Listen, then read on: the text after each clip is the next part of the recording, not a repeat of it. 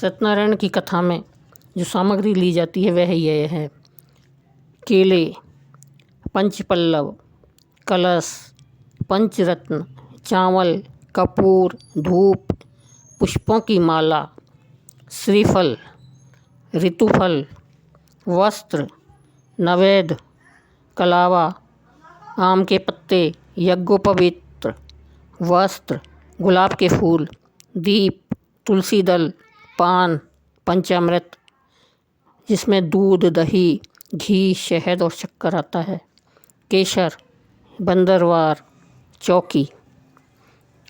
अब पूजा विधि इस प्रकार है। व्रत करने वाला पूर्णिमा के दिन सायंकाल को स्नान आदि से निवृत्त होकर पूजा स्थान में आसन पर बैठकर श्रद्धापूर्वक श्री गणेश जी, गौरी, वरुण, विष्णु आदि सब देवताओं का ध्यान करके पूजन करें। संकल्प करें कि मैं सत्यनारायण स्वामी का पूजन तथा कथा श्रवण सदैव करूँगा। पुष्प हाथ में लेकर नारायण का ध्यान करें। यज्ञोपवीत पुष्प, धूप, नवेद आदि से युक्त होकर स्तुति करें। हे भगवान, मैंने श्रद्धापूर्वक फल, जल आदि सब सामग्री आपके अर्पण की है, इसे स्वीकार कीजिए। मेरा आपको बारंबार नमस्कार है। इसके बाद सत्यनारायण जी की कथा पढ़े या अथवा कथा सुने। बोलो सत्यनारायण देव भगवान की जय। पहला अध्याय। एक समय नैमिषारण्य तीर्थ में शौनका आदि 88,000 ऋषियों ने भी श्री सूत जी से पूछा, हे प्रभु, इस कलयुग में वेद विद्या रहित मनुष्यों को प्रभु भक्ति से किस प्रकार मिलेगी तथा उनका उद्धार कैसे होगा। इसलिए हे मुनि श्रेष्ठ, कोई ऐसा तप कहिए जिससे थोड़े समय में पुण्य प्राप्त होवे तथा मनवांछित फल मिले।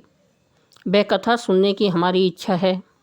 सर्वशास्त्रगाता श्री सूत जी बोले, हे वैष्णव एवं पूज्य, आप सबने प्राणियों के हित की बात पूछी है।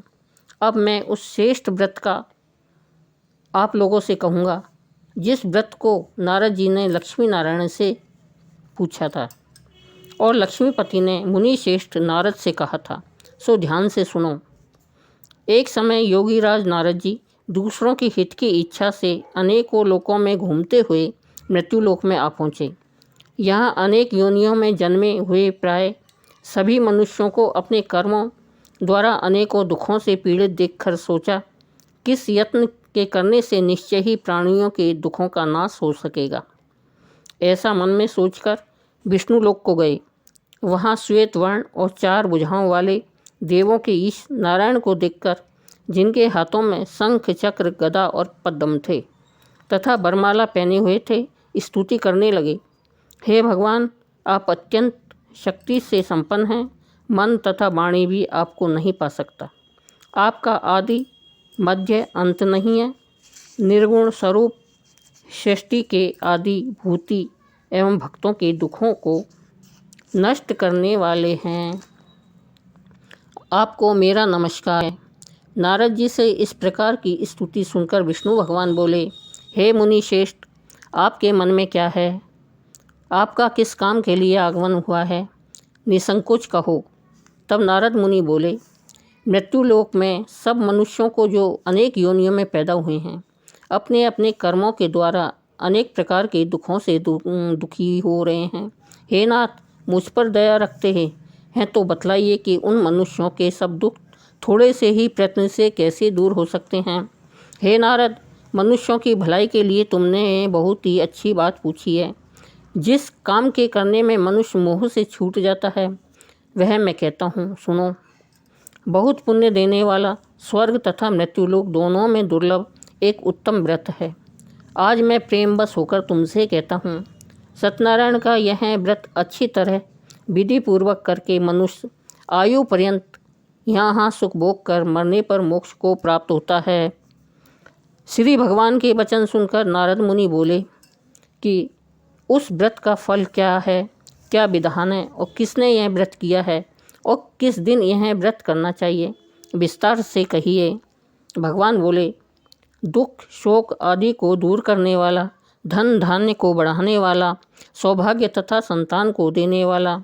यह व्रत सब स्थानों पर विजयी करने वाला है। भक्ति और श्रद्धा के साथ किसी भी दिन मनुष्य श्री सत्यनारायण जी की शाम के समय ब्राह्मणों और बांधवों के धर्मपरायण होकर पूजा करे। भक्ति भाव से नैवेद्य, केले का फल, घी, दूध और गेहूं का चूर्ण सवाया लेवे। गेहूं के अभाव में और सांठी का चूर्ण ले ले में, शक्कर तथा गुड़ ले में। उस दिन और सब भक्षण योग्य पदार्थ जमा करके भगवान के अर्पण कर देवें तथा बंधु सहित ब्राह्मणों को भोजन करावें। तत्पश्चात स्वयं भोजन करें। नृत्य, गीत आदि का आचरण कर सत्यनारायण भगवान का स्मरण करते हुए समय व्यतीत करें। इस तरह व्रत करने पर मनुष्यों की इच्छा निश्चय ही पूरी होती है। विशेषकर कली काल में भूमि पर यही मोक्ष का सरल उपाय है। दूसरा अध्याय। बोलो सत्यनारायण देव भगवान की जय। सूत जी बोले, हे ऋषियों, जिसने पहले समय में इस व्रत को किया है उसका इतिहास कहता हूँ, ध्यान से सुनो। सुंदर कांसीपुरी नगरी में एक अत्यंत ही निर्धन ब्राह्मण रहता था। वह भूख और प्यास से बेचैन हुआ नित्य पृथ्वी पर घूमता था।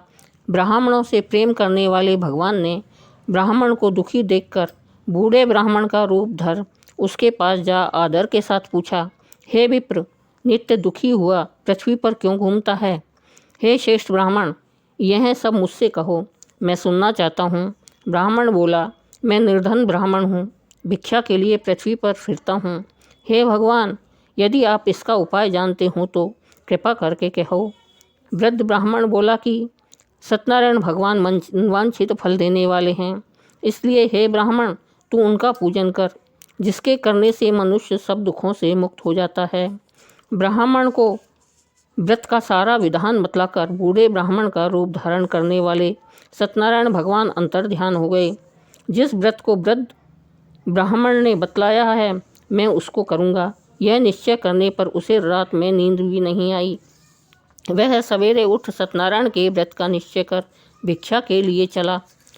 उस दिन उसको भिक्षा में बहुत धन मिला, जिससे बंधु बांधवों के साथ उसने सत्यनारायण का व्रत किया। इसके करने से वह ब्राह्मण सब दुखों से छूटकर अनेक प्रकार की संपत्तियों से युक्त हुआ। उस समय से वह ब्राह्मण का मास व्रत करने लगा। इस तरह सत्यनारायण भगवान के व्रत को जो करेगा वह सब पापों से छूटकर मोक्ष को प्राप्त होगा। आगे जो पृथ्वी पर सत्यनारायण का व्रत करेगा वह मनुष्य सब दुखों से छूट जाएगा। इस तरह नारद जी ने नारायण का कहा हुआ यह व्रत मैंने तुमसे कहा है। हे विप्रो, मैंने अब और क्या कहूँ? ऋषि बोले, हे मुनीश्वर, संसार में इस ब्राह्मण से सुनकर किस किस ने इस व्रत को किया, हम सब वह सुनना चाहते हैं। इसके लिए हमारे मन में श्रद्धा है। सूत जी बोले, हे मुनियों, जिसने इस व्रत को किया है वह सब सुनो। एक समय एक ब्राह्मण धन और ऐश्वर्य के अनुसार बंधु बांधवों के साथ व्रत करने को तैयार हुआ। उसी समय एक लकड़ी बेचने वाला बूढ़ा ब्राह्मण आया और बाहर लकड़ियों को रखकर ब्राह्मण के मकान में गया। प्यास से दुखी लकड़हारा उनको व्रत करते देखकर ब्राह्मण को नमस्कार कर कहने लगा कि आप यह क्या कर रहे हो और इसके करने से क्या फल मिलता है, कृपा करके मुझसे कहो। ब्राह्मण ने कहा, सब मनोकामनाओं को पूरा करने वाला यह सत्यनारायण का व्रत है। इसकी ही कृपा से मेरे यहाँ धन धान्य आदि की वृद्धि हुई है। ब्राह्मण ने से इस व्रत के बारे में जानकर लकड़हारा बहुत प्रसन्न हुआ। चरणामत ले और प्रसाद खाने के बाद अपने घर को गया। लकड़हारे ने अपने मन में इस प्रकार का संकल्प किया कि आज ग्राम में लकड़ी को बेचने से जो धन मिलेगा उसी से सत्यनारायण देव का उत्तम व्रत करूँगा। यह मन में विचार कर बूढ़ा आदमी लकड़ियों को अपने सिर पर रखकर जिस नगर में धनवान लोग रहते थे वह ऐसे सुंदर नगर में गया। उस रोज़ वहाँ पर उसे उन लकड़ियों का दाम पहले दिनों से चौगुना मिला। तब वह बूढ़ा लकड़हारा दाम ले और अति प्रसन्न हो पक्के केले की फली, शक्कर, घी, दूध, दही और गेहूं का चूर्ण इत्यादि सत्यनारायण भगवान के व्रत की कुल सामग्रियों को लेकर अपने घर गया। फिर उसने अपने भाइयों को बुलाकर विधि के साथ भगवान जी का सत्यनारायण जी का पूजन और व्रत किया। उस व्रत के प्रभाव से वह बूढ़ा लकड़हारा धन पुत्र आदि से युक्त हुआ और संसार के समस्त सुख भोग कर वैकुंठ को चला गया। तीसरा अध्याय। बोलो सत्यनारायण देव भगवान की जय। सूत जी बोले, हे श्रेष्ठ मुनियों, अब आगे की कथा कहता हूँ, सुनो।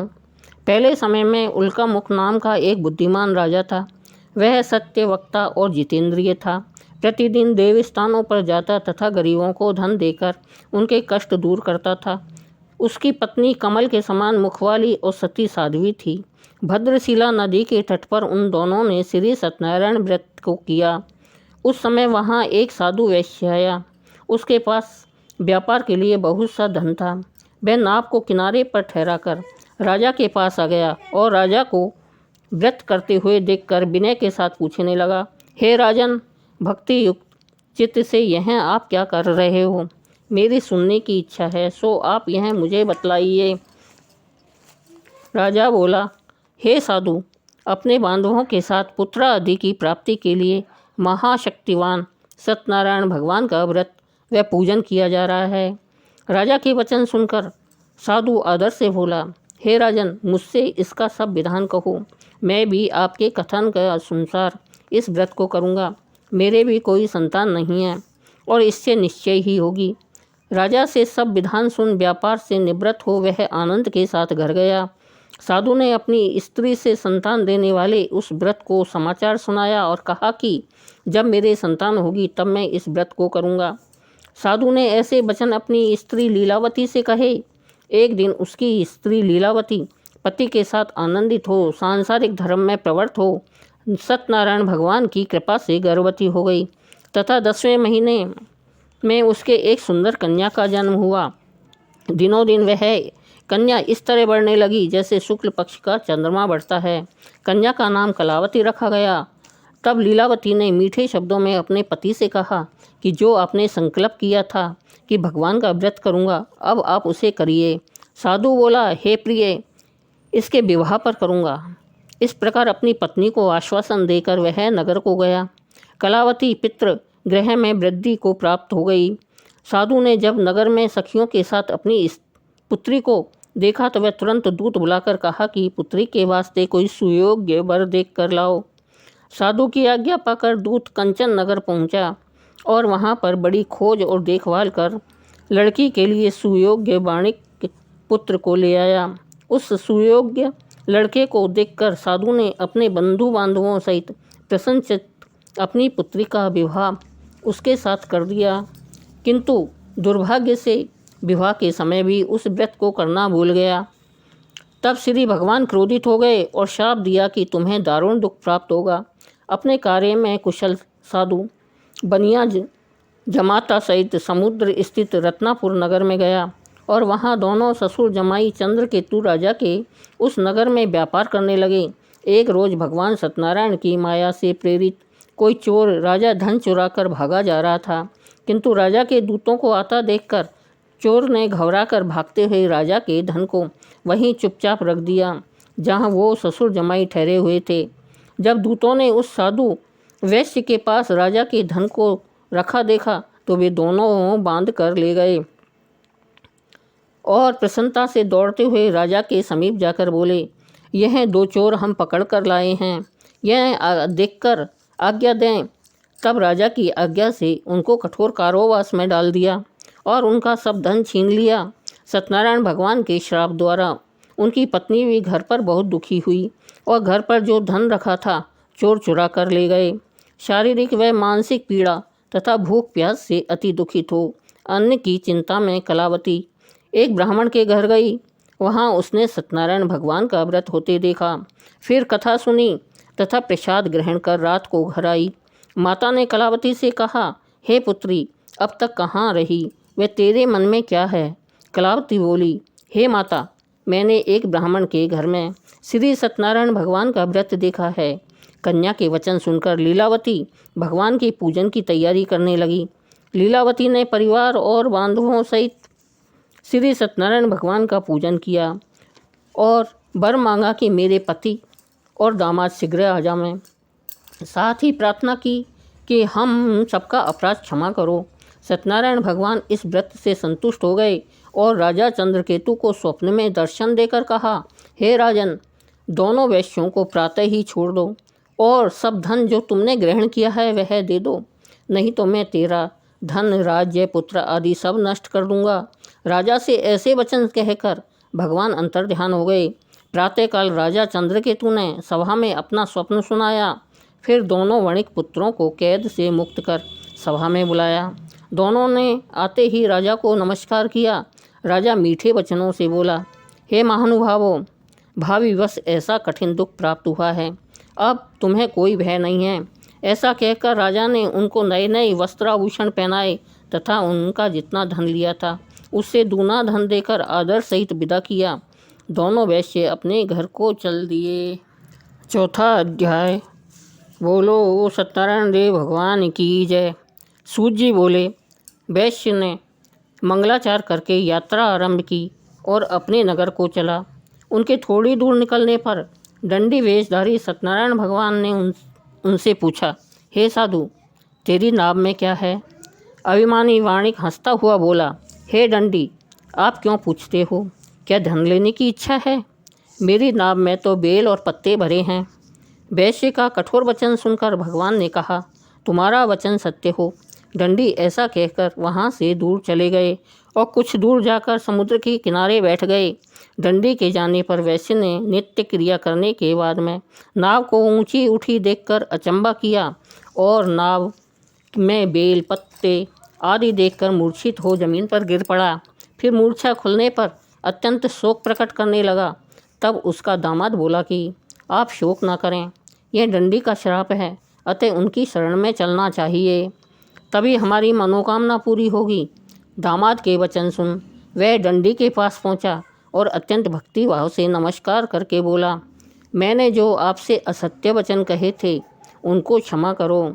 ऐसा कहकर महान शोकातुर हो रोने लगा। तब दंडी भगवान बोले, हे वाणिक पुत्र, मेरी आज्ञा से बार बार तुम्हें दुख प्राप्त हुआ है, तू मेरी पूजा से विमुख हुआ। साधु बोला, हे भगवान, आपकी माया से मोहित ब्रह्मा आदि भी आपके रूप को नहीं जानते। अब मैं अज्ञानी कैसे जान सकता हूँ? आप प्रसन्न होइए, मैं सामर्थ्य के अनुसार आपकी पूजा करूँगा। मेरी रक्षा करो और पहले के समान नौका में धन भर दो। उसके भक्ति युक्त वचन सुनकर भगवान प्रसन्न हो उसकी इच्छा अनुसार वर देकर अंतर्ध्यान हो गए। तब उन्होंने नाव पर आकर देखा कि नाव धन से परिपूर्ण है। फिर वह भगवान सत्यनारायण का पूजन कर साथियों सहित अपने नगर को चला। अब अपने नगर के निकट पहुंचा, तब दूत को घर भेजा। दूत ने साधु के घर पर जाकर उसकी स्त्री को नमस्कार कर कहा कि साधु अपने दामाद सहित इस नगर के समीप आ गए हैं। ऐसा वचन सुन साधु की स्त्री ने बड़े हर्ष के साथ सत्यदेव का पूजन कर पुत्री से कहा, मैं अपने पति के दर्शन को जाती हूँ, तू कार्य पूर्ण कर शीघ्र आ। माता के ऐसे वचन सुनकर कलावती प्रसाद छोड़कर पति के पास गई। प्रसाद की अवज्ञा के कारण सत्यदेव ने रुष्ट हो उसके पति को नाव सहित पानी में डुबा दिया। कलावती अपने पति को न देखकर रोती हुई जमीन पर गिर पड़ी। इस तरह नौका को डूबा हुआ तथा कन्या को रोता हुआ देख साधु दुखित हो बोला, हे प्रभु, मुझसे या मेरे परिवार से जो भूल हुई है उसे क्षमा करो। उसके दीन वचन सुनकर सत्यदेव भगवान प्रसन्न हो गए और आकाशवाणी हुई, हे साधु, तेरी कन्या मेरे प्रसाद को छोड़कर आई है, इसलिए इसका पति अदृश्य हुआ है। यदि वह घर जाकर प्रसाद खाकर लौटे तो इसे पति अवश्य मिलेगा। ऐसी आकाशवाणी सुनकर कलावती ने घर जाकर प्रसाद खाया, फिर आकर पति के दर्शन किए। तत्पश्चात साधु ने बंधु बांधवों सहित सत्यदेव का विधिपूर्वक पूजन किया। उस दिन से वह पूर्णिमा को सत्यनारायण भगवान का पूजन करने लगा।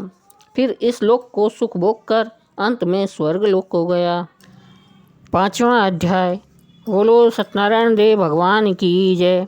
सूत जी बोले, हे ऋषियों, मैं और भी कथा कहता हूँ, सुनो। प्रजापालन में लीन त्वंगध्वज नाम का राजा था। उसने भी भगवान का प्रसाद त्याग कर बहुत दुख पाया। एक समय वन में जाकर वन्य पशुओं को मारकर बड़ के पेड़ के नीचे आया। वहाँ उसने ग्वालों को भक्ति भाव से बांधवों सहित सत्यनारायण जी का पूजन करते देखा। राजा देखकर भी अभिमानवश वहाँ नहीं गया और न ही नमस्कार किया। जब ग्वालों ने भगवान का प्रसाद उसके सामने रखा तो वह प्रसाद को त्याग कर अपनी सुंदर नगरी को चला।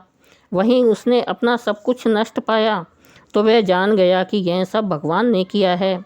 तब वह विश्वास कर ग्वालों के समीप गया और विधि पूर्वक पूजन कर प्रसाद खाया तो सत्यदेव की कृपा से पहले जैसा था वैसा ही हो गया।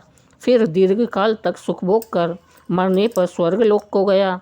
जो मनुष्य इस परम दुर्लभ व्रत को करेगा भगवान की कृपा से उसे धन धान्य की प्राप्ति होगी। निर्धन धनी और बंदी बंधन से मुक्त होकर निर्भय हो जाता है। संतानहीनों को संतान की प्राप्ति होती है तथा सब मनोरथ पूर्ण होकर अंत में वैकुंठ धाम को जाता है। जिन्होंने पहले इस व्रत को किया अब उनके दूसरे जन्म की कथा कहता हूँ। वृद्ध सतानंद ब्राह्मण ने सुदामा का जन्म लेकर मोक्ष को पाया। उल्का मुख नाम का राजा दृष्ट होकर वैकुंठ को प्राप्त हुआ।